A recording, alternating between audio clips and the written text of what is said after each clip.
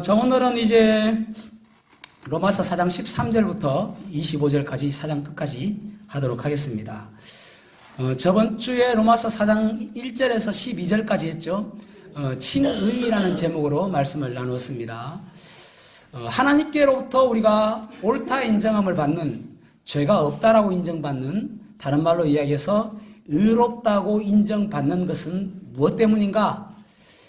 그래서 이제 유대인들은 우리가 율법을 지킴으로 인해서 또 할례를 받음으로 인해서 우리가 하나님께로부터 의롭다 하심을 받는다라고 믿고 있었는데, 율법이 있기 전의 사람, 그러니까 유대인들은 특별히 그들이 존경하는 사람이 아브라함과 다윗입니다. 그래서 아브라함은 율법 전의 사람이고 다윗은 율법 이후의 사람입니다. 그 사람들이 어떻게 해서 하나님께로부터 옳다 인정함을 받았느냐, 의롭다 인정함을 받았느냐, 오직 하나님의 은혜로 믿음으로 의롭다함을 받았다라는 내용을 우리가 보았습니다. 그래서 율법이 아니라 믿음으로 의롭다함을 받았다. 그래서 칭하다 그런 말이죠. justification인데, 그러니까 칭함을 받는다 그런 말이죠. 옳다 인정함을 받는다. 그래서 오직 믿음으로 그렇게 됐는데, 오늘은 이제 아브라함의 그 축복은 그러면은 무엇으로서 상속받느냐? 누가 그런 축복을 상속받을 수 있느냐? 아브라함에게 하나님께서 여러 가지 축복을 해주셨거든요. 그 축복을 누가 받느냐? 이것도 율법을 행해야 받느냐? 이 질문 가지고 이제 사도 바울은 전개해 나가는 것입니다. 자, 13절 말씀을 읽어보겠습니다. 4장 13절 말씀 시작. 아브라함이나 그 후손에게 세상의 상속자가 되리라고 하신 언약은 율법으로 말미암은 것이 아니요 오직 믿음의 의로 말미암은 것입니다. 아멘. 세상의 상속자라는 말은 무슨 말인가 하면은 아브라함에게 말씀하신 축복들, 그런 것들을 말씀하고 있습니다. 그래서 이런 것들이 율법을 행함으로 받느냐, 그런 말이죠.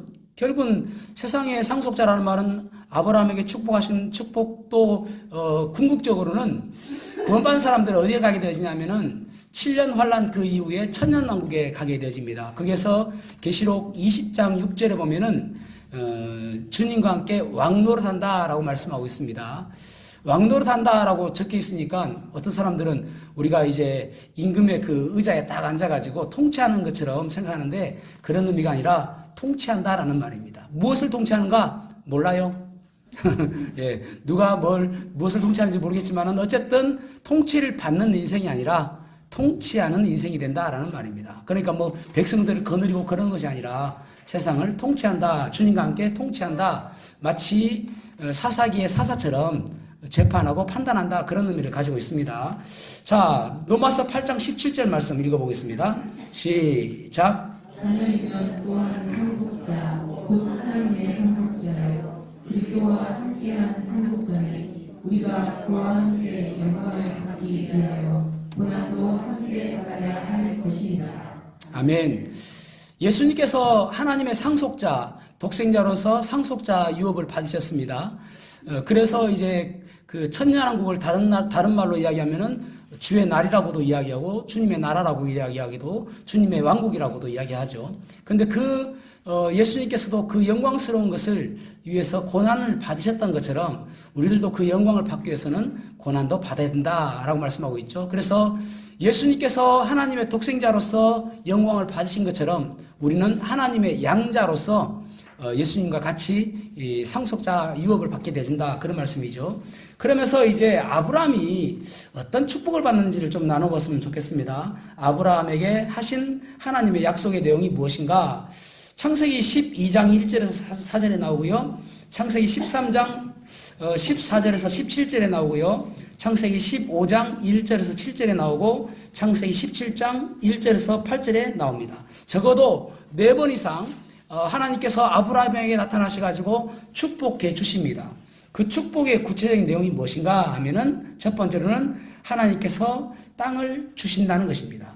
그러니까 그 약속의 땅 가나안을 너와 너의 후손에게 영원히 주겠다라고 말씀하십니다. 이 말씀이 어디에 나오냐면은 여호수아 1장 4절에 나옵니다. 지금의 이스라엘 땅, 그 땅을 영원히 주겠다. 그리고 지중해 동편 쪽에 그렇게 땅을 주겠다라고 말씀하신 것이죠. 그러니까 지금의 이스라엘 땅, 그것을 이스라엘이 AD 70년에 타이투스 장군에 의해서 예루살렘 성이 완전히 망하지 않습니까? 그리고 나서 디아스포라 흩어져 버립니다. 전 세계로 흩어져 버립니다. 그러면서 이스라엘 나라가 없어졌어요. 그리고 나서 1948년에 이스라엘 나라가 세워졌습니다. 어떻게 해서요? 그 땅을 하나님께서 주셨다라고 주장하고 들어온 것입니다. 그러니까 지금의 이제 가자지구에 살고 있는 사람들 있지 않습니까? 그 사람들이 원래 이스라엘 땅에 살고 있었던 사람들인데 그 사람들이 땅을 팔고 다 그걸로 가버린 거예요.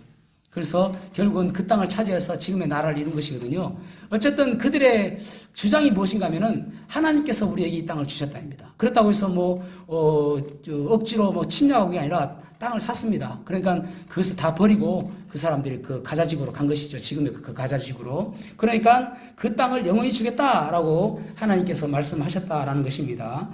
그 다음에 이제 두 번째는 어떤 약속을 하시냐면은 한 민족을 만들어주겠다. 그렇게 말씀하셨습니다. 한 민족을. 아브라함을 통해서 네 씨를 통해서 하늘의 별들보다 많은 후손을 너에게 만들어주겠다라고 말씀하셨습니다. 여러분, 야곱이 흉년이 들어가지고 애굽으로 내려갔잖아요. 그 애굽에는 그때 요셉이 있었고요. 그래서 요셉과 상봉하지 않습니까? 그때 70명 들어갔습니다. 근데 430년이 지난 다음에 남자만 60만 명, 남자 장정만 60만 명. 그래서 혹자는 200만 원 되었을 것이다 라고 이야기를 합니다. 그러니까 한 민족이 그곳에서 탄생하게 된 것이죠. 족장에 불과했던 이스라엘이 하나님께서 약속하셨던 그 약속이 이루어지게 된 것입니다.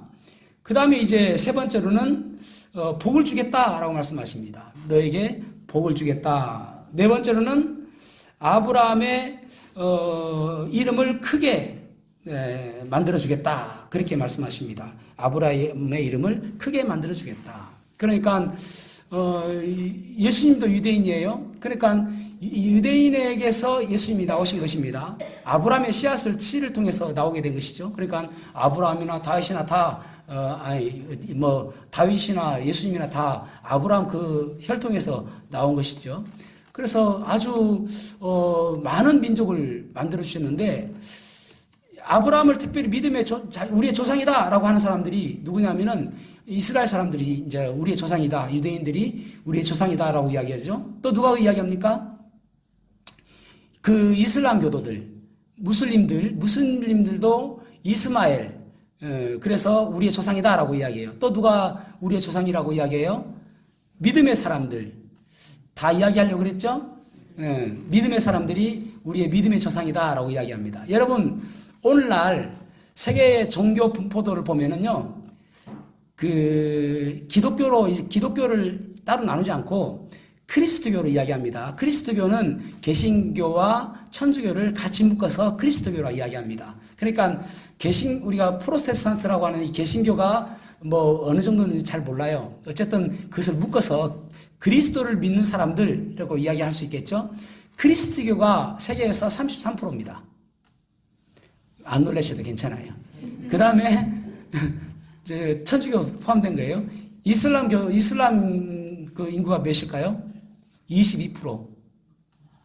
그러니까 그 두 개를 다 합하면은 거의 55%, 반 이상이 아브라함은 우리의 조상입니다라고 이야기하는 거예요. 엄청나죠? 네, 그만큼 많은 사람들이 지금도 아브라함이 우리 조상이다라고 이야기합니다. 다섯 번째로 너 자체가 복이 되게 하겠다라고 말씀하십니다. 그래서 이제 하나님께서 말씀하시기를 너를 축복하는 자를 축복하고 너를 저주하는 자에게 저주하겠다라고 이야기해요. 근데 재밌는 것은 축복하는 자는 복수로 썼고 저주하는 자는 단수로 썼습니다. 무슨 말인가 하면은 축복하는 사람이 더 많다라는 말입니다. 저주하는 사람이 더 작다라는 말이죠. 그래서 아브라함 그 자체가 복이 되게 해주겠다. 이런 복들이 그가 세상의 상속자, 세상 속에서 받는 축복이라는 것입니다. 그런 상속자다라는 말입니다. 그러니까 그런 아브라함의 축복, 하나님께서 약속하신 그 축복을 누가 상속자로 유업을 받았느냐라는 걸 지금 이야기하는 것이거든요. 저번에도 말씀을 드렸던 것처럼 연대를 잠시 말씀을 드리자면은 아담은 BC 4100년 정도, 4144년 정도 됩니다. 아담은. 그러니까 BC 4000년 전, 그 다음에 3000년은 노아, 그 다음에 2000년은 아브람, 그 다음에 1010년에 다윗이 이제 왕이 됐거든요. 1000년은 다윗, 그 다음에 이제 AD와 BC의 그 전환점이 되는 데가 예수님. 그렇습니다. 그러니까 그 가운데서 아브라함과 다윗 그 중간 1446년 그때의 이제 그 출애굽하거든요. 그때의 율법을 하나님께 주신 거잖아요. 그러니까 율법이 아브라함은 율법이 있기 벌써 500년 전에 계셨다라는 말입니다. 그러니까 이 율법과 아무 상관없이 그가 이런 축복을 받았다는 것을 지금 이야기하는 거예요. 그러니까 율법을 지켜야 이 약속을 받고 약속의 상속자가 된다면은 이미 아브라함 전에 이제 율법이 와야 되는데 아브라함 이후에 율법이 왔기 때문에 율법과 아브라함은 아무 상관이 없고 그리고 하나님의 그 축복의 약속도 아무 상관이 없다라는 것을 지금 말씀하시는 거예요. 자, 14절 말씀 읽어보겠습니다. 14절 시작. 만일 율법에 속한 자들이 상속자이면 이들은 벚꽃이 되고 약속은 파기되었느니라. 아멘. 율법에 속한 자가 누굽니까? 유대인. 율법에 속한 자는 유대인입니다. 그래서 만약에 율법에 속한 자들이 상속자라면, 만약에 율법에 속한 상속자들이 그 상속자라면은, 유대인들이 상속자라면은, 율법 때문에 상속자라면은, 그 아브라함도 아무런 의미가 없고, 약속도 아무런 의미가 없고, 다 파기됐다. 왜냐면은, 아브라함과 약속했단 말입니다. 그런 말이죠. 그래서, 아브라함은, 그런 것 때문에 축복의 약속을 받은 것이 아니다. 그렇게 말씀하고 있습니다. 율법은 유대인들에게만 주어진 것이거든요. 자, 그러면서 율법 15절 말씀, 15절 읽어보겠습니다. 시작. 진노를 이끄게 하니 율법이 없는 곳에는 방법도 없느니라. 아멘. 율법은 저번 주도 말씀을 드렸던 것처럼 율법이 하는 일은 우리를 죄를 깨닫게 한다라는 거예요. 그래서 율법이 우리의 죄를 고치지는 못한다. 그러니까 율법을 깨닫는다고 해서 죄가 고쳐지진 않는다. 그런 말이죠. 율법을 아무리 지켜도 고쳐지지 않는다. 그래서 지난주 말씀을 드렸던 것처럼 율법은 거울과 같다.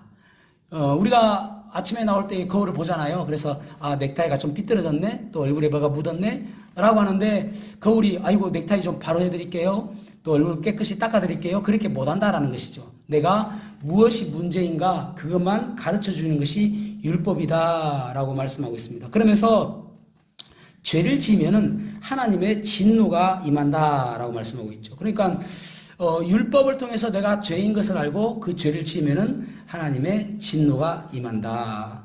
율법은 저주를 가져오게 되는 것이죠. 그래서 율법을 통해서는 우리가 결코 의롭다 할 수가 없다. 율법을 지킨다고 해서 결코 의롭다 할 수가 없다. 그런데 성경에서 두 구절을 보면은 율법을 지키면은 율법을 완전히 지키면은 의롭게 될 수 있다라고 이야기합니다. 누가복음 10장 27절에서 28절 시작. 대답하여 이르되 내 마음을 다하여 목숨을 다하여 힘을 다하여 뜻을 다하여 주 내 하나님을 사랑하고 또한 내 이웃을 내 자신같이 사랑하라 하였나이다. 예수께서 이르시되 내 대답이 옳도다. 이를 행하라. 그러면 살리라 하시니. 아멘. 그래서 로마서 10장 5절 말씀하고 누가복음 10장 28절 말씀은 상당히 중요합니다. 왜냐하면 율법을 지키면 네가 살 수 있다라는 거예요. 그런데 율법은 하나라도 지키지 아니하면은 그것은 범법자가 되는 것입니다. 법을 어긴 자가 되는 것입니다. 그러니까 율법을 이거 잘못했구나 그렇게 깨닫게 되어지는 것이 율법이다라는 말입니다. 율법으로는 절대 의로워질 수 없다. 왜냐하면 율법을 100% 지킬 수가 없기 때문에 그렇습니다. 인간의 몸으로 율법을 완전히 지키신 분은 예수님밖에 없습니다. 그래서 예수님께서 십자가에 달려 돌아가실 때에 다 이루었다라는 말은 그 죄값을 지불했다는 말도 있고 또 모든 것들을 내가 다 이루었다라는 말도 있습니다. 율법을 완전히 지켰다라는 말입니다. 사람은 율법을 완전히 지킬 수 없습니다. 그러니까 율법이라는 것은 우리를 깨닫게 해준다, 그런 의미를 가지고 있는 것이에요. 그러니까 율법이 있기 전에는 불법을 했죠. 불법을 행했는데 그것이 범법으로 깨닫게 하는 역할을 하는 것이 율법입니다. 다시 한번요. 율법이 있기 전에는 죄를 지었죠. 그때는 범법을 행한 것입니다. 불법을 행한 것입니다. 이렇게 이야기하면 헷갈릴 텐데 다시 한번요. 율법이 있기 전에는 죄를 행하는 것은 불법입니다. 그런데 그것이 법을 어겼다라고 선고하는 것이 율법입니다. 예를 들어 볼게요. 요즘에는 뭐 그런지 모르겠는데 옛날에는 겨울철 되면은 아침에 등산할 수는 있는데 낮에는 못 올라갔어요. 그래서 그 앞에 크게 입산 금지라고 적어놨습니다. 그래서 그것을 지키시는 분들도 계셨어요. 그래서 낮에 올라가면은 막 호랑이 불고 내려오라고 막 그럽니다. 요즘에는 그런 거 없죠. 예, 옛날에는 그런 거 있었습니다. 그래가지고 혹시 이제 왜냐면은 산불 날까봐 지켰거든요. 그런데 이제 가서 그게 입산 금지가 없으면은 가서 불을 내면은 그것은 불법입니다. 그런데 입산 금지가 있으니까 올라가면 안 되는데 해가지고 범법이 되는 거예요. 이해가 잘 안 되시니까 다시 한번 이야기해 볼게요. 우리 교회에 들어오시다 보면은 신천지 아웃이라는 스티커가 있습니다. 그러면 사람들이 그렇게 물어보시는 분들이 계세요. 아니, 이런다고 안 들어옵니까? 신천지가? 이러도 들어오는데, 그렇게 이야기하시는 분들이 계세요. 그것을 왜 붙여놓는가 하면은요, 신천지가, 들어오는 것은 불법이거든요. 그런데 스티커가 있어야 이것이 범법입니다. 라고, 신고할 수 있는 조건이 되는 거예요. 그러니까 스티커가 있어야 당신이 여기에 들어온 것은 무단 침입이고 또 우리가 이제 집회를 방해하면은 벌금 3만 원인가 뭐 그거 있습니다. 집회 방해죄가 됩니다. 그 사람들이. 그래서 그 사람들이 와서 떠들면은요 나가라고 할 수 있습니다. 나가라고 했는데 안 나가면은 신고하면은 잡혀갑니다. 그 사람들. 어떻게 해요? 그것이 스티커가 있으니까. 그것 때문에 범법이 되는 거예요. 불법하고 범법은 다릅니다. 불법은요, 예를 들어서 우리가 신호등, 이렇게 우리 앞에도 오면은 횡단보도 아니잖아요. 저 넘어가는데. 불법이거든요. 찻길이니까. 그런데 거기에 예를 들어서 횡단보도를 딱 해놓고 여기로만 다니시오. 아니, 신호등을 달아놨다 칩시다. 신호등. 그러면 신호등 지켜야 되잖아요. 신호등 안 지키면 범법이 되는 거예요. 그와 마찬가지입니다. 율법은 우리의 불법을 범법이라고 선고하는 것입니다. 그래서 이제 랍비들이 율법을 613가지로 세분화시켰지 않습니까? 그러면 더 골치 아픈 것입니다. 왜냐하면 법 조항을 더 많이 만들어 놓은 것이에요. 그러니까 이것만 못 지켜도 범법자가 되어버리는 거예요. 옛날에는요, 우리가 병명을 많이 몰랐습니다. 저는 이제 망막색소 변성증을 앓고 있거든요. 그래서 시각장애를 앓고 있는데, 예전에는 이런 병명을 몰랐잖아요. 그러니까 눈이 좀 나쁘면은, 아이고, 좀 눈이 안 좋은갑다? 그랬지? 저게 무슨 병이고, 또, 요즘에는 또 어떤 것이 눈에 좋다더라, 그런 약도 있지 않습니까? 근데 저는 이제 일단, 불치병이에요. 약이 없으니까. 그래서 예전에는 모르고 지나갔습니다. 당뇨도 그렇죠? 예전에 우리 왕들 있지 않습니까? 뭐라더라? 거기도 당뇨병은 있었죠? 명의나 알아볼 수 있지, 어지간한 사람들은 잘 못 알아보지 않겠습니까? 그러면 지나가는 거예요. 그러다 그냥, 짧은 인생에 죽게 되는 것이죠. 예, 그러니까 그때는 몰랐는데 지금은 병이 너무너무 많잖아요. 그래서 어디 아프면 무슨 병. 이게 범법화된 거예요. 그러니까, 이게 나쁘다는 게 아니라, 무엇을 병을 진단해줬다라는 말입니다. 죄도 마찬가지예요. 율법은 여러 가지를 이야기하면서 내가 죄를 범했다라는 것을 이야기해 주는 거예요. 범법. 무슨 말인지 알겠죠? 15절 말씀 이해되시죠? 네, 그런 말씀입니다. 자, 그 다음에 16절 말씀 읽어보겠습니다. 16절. 시작. 그러므로 상속자가 되는 그것이 은혜에 속하기 위하여 믿음으로 얻으나니 이는 그 약속을 그 모든 후손에게 굳게 하려 하시니라. 자에게만 아니라 아브라함의 믿음에 속한 자에게도 그러하니 아브라함은 우리 모든 사람의 조상이라. 아멘. 우리 모두에게 상속자로, 우리 모두를 상속자로 삼기 위해서 무엇이 필요하냐? 믿음으로 가능하다라고 말씀하고 있습니다. 믿음으로 가능하다. 그러니까 율법으로 가능한 것이 아니라 그 약속을 받기 위해서는 믿음으로 가능하다. 그렇게 말씀하고 있습니다. 그러니까 앞에 12절까지는 우리가 어떻게 의로워지는가? 믿음으로 의로워진다. 그리고 아브라함의 축복을 어떻게 받는가? 믿음으로 받는다. 지금 이렇게 이야기하고 있는 거예요. 17절 시작. 기록된 바 내가 너를 많은 민족의 조상으로 세웠다 하신 것 같으니 그가 믿는 바 하나님은 죽은 자를 살리시며 없는 것을 있는 것으로 부르시는 이시니라. 아멘. 이 말씀은 창세기 17장 5절 말씀을 인용하고 있습니다. 그래서 내가 너로 많은 민족의 조상으로 삼을 것이다. 그렇게 말씀하지 않았습니다. 지금 있잖아요. 17장은 99세에 하나님께서 나타나신 것입니다. 그러니까 이제 86세에 이스마엘을 낳아가지고, 그러니까 75세에 이제 하란을 떠나서 약속의 땅 가나안으로 들어가거든요. 그리고 10년 동안 아들이 없어요. 그러니까 사라가 여봉 하면서 이제 자기의 몸종 하갈을 어떻게 해봐라고 하니까 하갈을 통해서 아들을 낳은 것이 86세에 이스마엘을 낳았습니다. 그러니까 하나님께서 침묵하셨어요. 13년 동안. 그리고 나서 99세 때에 창세기 17장에 하나님께서 아브라함에게 나타나셨어요. 지금 이삭 없습니다, 여러분. 자녀라고는 그 이스마엘밖에 없습니다. 그런데 뭐라고 이야기하면 너로 큰 민족을 삼을 것이다 라고 이야기하는 것이 아니라 너를 많은 민족의 조상으로 세웠다 그렇게 말씀합니다. 여기에 시대가 뭐냐면은 미래 완료형입니다. 다시 한번요. 시대가 뭐냐면은 미래 완료형. 신기하죠? 신기한지 안 신기한지 미래에 이미 완료한 것을 이야기한다니까요. 지금 자녀도 없는데 세웠다. 과거처럼 이야기한단 말입니다. 미래 완료형. 이 하나님께서 이 미래 완료형을 쓰실 때는 어떨 때냐면은 하나님의 전능하심. 반드시 이룬다. 이것은 반드시 이룬다. 이런 뜻을, 이런 의미를 히브리어에서는 그렇게 히브리어로는 그런 것을 갖고 있습니다. 히브리어의 특징이 미래 완료형은 전능하신 하나님은 반드시 하신다. 그러니까 지금 다 죽었어요. 그런데도 불구하고 내가 반드시 하겠다라고 말씀하고잖아요. 그러니까 여기서 보면은 하나님께서 말씀하시는 것이 두 가지인데 하나는 뭐냐면은 죽은 자들을 살리신다. 죽은 자가 누구예요? 아브람과 사라. 이미 89세와 99세가 된 아브람과 사라가 태가 죽었다 말입니다. 더 이상 자녀를 낳을 수 있는 그런 능력이 없다라는 말이에요. 그럼에도 불구하고 하나님께서 살리신다. 그리고 또 한 가지는 뭐예요? 없는 것을 있게 하신다. 지금 자녀 없습니다. 그럼에도 있게 하신다. 이것이 믿음이라는 거예요.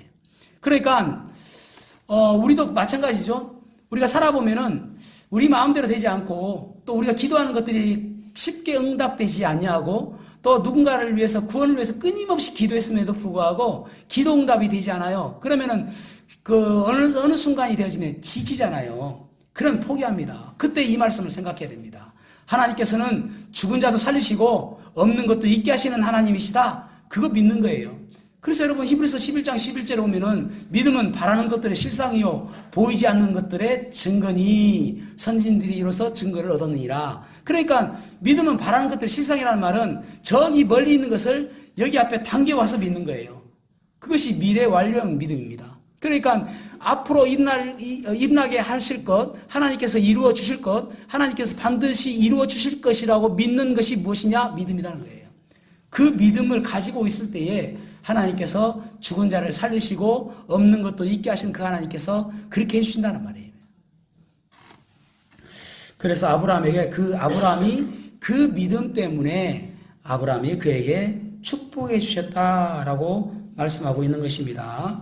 자, 그 다음에 이제 18절에서 22절 말씀 읽어보겠습니다. 4장 18절에서 22절 시작. 아브라함이 바랄 수 없는 중에 바라고 믿었으니 이는 내게 후손이 이같으리라 하신 말씀대로 많은 민족의 조상이 되게 하려 하시니라.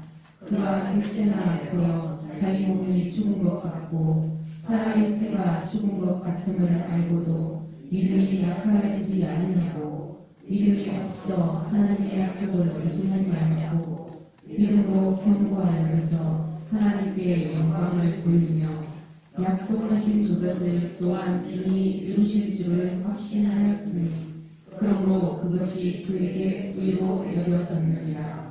아멘. 하나님께서 그 의를 무엇을 의로 여기셨는가 하면은 일어날 수 없는 일, 그러니까 바랄 수 없는 것을 믿었다라고 말씀하고 있습니다. 죽은 것 같았는데, 없는 것 같았는데 반드시 있게 하여 주실 것이라는 그 믿음. 그래서 창세기 15장에 보면은 그렇게 말씀하고 있잖아요. 무뼈를 봐라, 내가 너의 자손을 통해서 이렇게 많게 해주시겠다. 그것을 믿었다라는 말입니다. 그러니까 지금 이 지구 세계 인구 55%가 믿음의 조상이라고 한 거 아닙니까? 그때 나는 못 믿어요, 나는 안 해요 하면은 안 되는 것입니다. 근데 아브라함은 그것을 믿었다라고 이야기하는 거예요. 그런데 그 예레미야서를 보겠습니다. 하나님은 어떤 분이신가? 예레미야 32장 27절 시작. 나는 여호와여 모든 육체의 하나님이라 내가 할 수 없는 일이 있겠느냐. 아멘. 내가 할 수 없는 일이 있겠느냐? 그렇게 말씀하고 있죠. 이것을 흠정역에서는 어떻게 번역하고 있냐면은 내게 어려운 일이 있겠느냐? 아니, 하나님께서 어려운 일이 있겠습니까? 어려운 일이 없죠. 그래서 하나님께서는 어려운 일이 절대 없다. 결코 그럴 수 없느니라. God forbid. 결코 그럴 수 없느니라. 하나님은 그런 어려운 일이 없다라는 것입니다. 그것을 믿음으로 인해서 그것을 의로 여겼다라고 말씀하고 있죠. 우리의 찬양 가운데 그 찬양 있잖아요. 제가 이제 목 수술하면 당분간 찬양 못 할 거예요.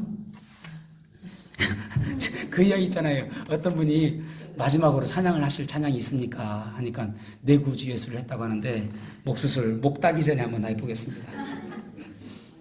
할 수 있다 하신 이는 나의 능력 주 하나님 의심 말라 하시고 물길 위 걸으라 하셨네. 할 수 있다 하신 주, 할 수 있다 하신 주, 믿음만이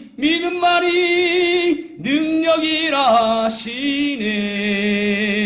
믿음만이 능력이라 하시네. 믿음만이 능력입니다, 여러분. 우리가 믿는 그 믿음에 하나님께서 응답하여 주시는 것입니다. 그래서 21절 오면은 약속하신 그것을 또한 능히 이루실 줄을 확신하였으니 그렇게 말씀하고 있죠. 여기 능히 이루실 줄을 확신하였으니 이게 영어 성경에 직역을 하면은 수동태거든요. 그래서 능히 이루실 줄로 온전히 설득당했다라고 적혀 있어요. 하나님의 말씀에 설득당했다. 그러니까 여러분, 우리가 이 땅에 살아가면서 하나님 말씀 보면서 때로는 의심스럽기도 하고 때로는 못 믿었다 하더라도 말씀에 설득당하는 인생이 돼야 됩니다. 하나님께서 말씀하신 그대로 될 줄로 믿습니다. 그렇게 설득당하는 거예요. 말씀을 볼 때마다 설득당하는 인생, 그것이 뭐 우리가 좋게 말할 때, 보통 말할 때 마음밭이 좋다라고 하는 거잖아요. 어떤 말씀을 하더라도 이것이 하나님의 말씀이라고 믿으면은, 하나님께서 하신 말씀이라고 믿으면은, 저 깊은 데에 가서 그물을 던져라 하면은 그 그물에 던지면은 물고기가 많이 잡힐 것이라고 믿고 던지는 거 아닙니까? 그것이 설득당하는 인생이에요. 그래서 우리가 날마다 말씀을 볼 때에 설득당하는 인생 되시기를 사모하시기 바랍니다.